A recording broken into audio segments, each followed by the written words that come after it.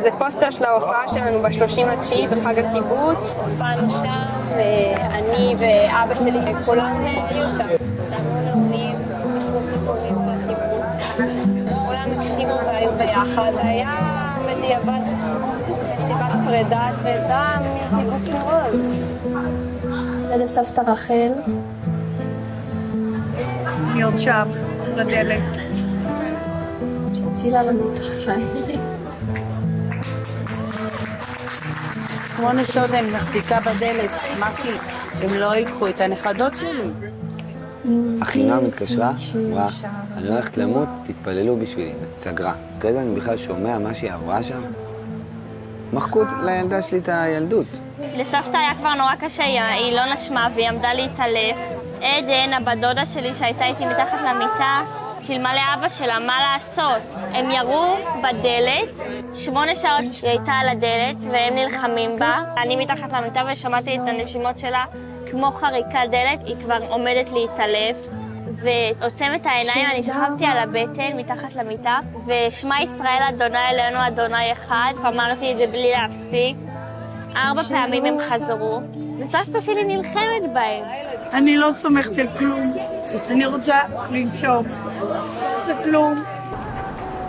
ביום ראשון, אחרי צהריים, אמרו לנו, יש לכם 2 דקות לאסוף מה שאתם יכולים ולחזור. כל מי ששרד מקיבוץ ניר עוז, משהו כמו 160 אנשים, מתוך קהילה של 360 אנשים, ודוד שלי ואבא שלי נחטפו לעזה. משהו כמו 80 חטופים מניר עוז. הסיכוי היחיד שלנו להחזיר את החטופים זה דרך לחץ בינלאומי. איבדנו כל אמון כבר מזמן בממשלת החורבן שיש עכשיו. צריך להחזיר את החטופים עכשיו. כל רגע שעובר זה סכנת מוות. אמא שלי שרדה, נלחמה בהם 8 שעות. אבא שלי שהוא שבוי כרגע בעזה. אולי נשיר אותו השיר הבוקר.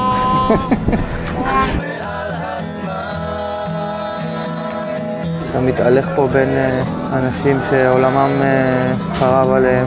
160 ניצולים שאפשר להגיד שרק אנחנו מבינים מה עברנו, ומספיק כאילו לחבק ולהסתכל אחד על השני בשביל לקבל איזשהו עידוד. עכשיו שנה מעכשיו, כן, עם ישראל חזק ואנחנו ננצח. איפה אמא שלי גרה? באתר קרוואנים?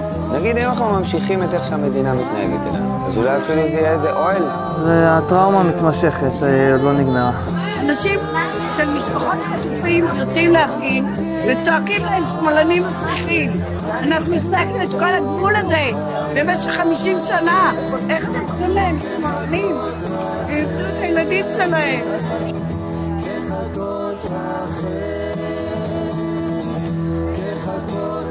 עכשיו תנו לי שקט.